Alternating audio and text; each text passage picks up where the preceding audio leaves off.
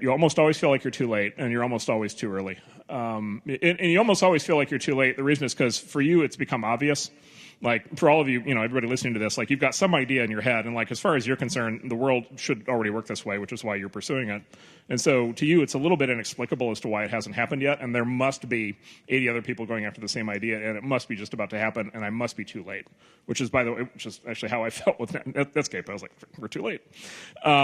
Which in retrospect, we weren't. The reality is you're almost always too early.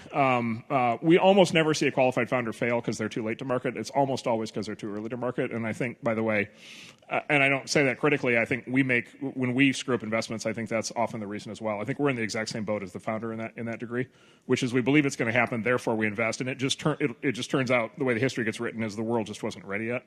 So I always like to point out, like the iPad was like this breakthrough product in 2009, and they were, Apple, oh my God, they invent all these things. Well, there was this thing called the Newton 20 years earlier in 1989. If you haven't heard of it, look it up on Wikipedia.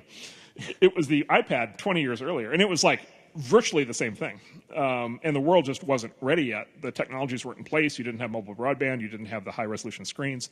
You didn't have the battery technology. And they brought the thing to market, and it crashed and burned, and it convinced people for 20 years that tablet computing would never work. And then they did it again at the iPad, and it worked.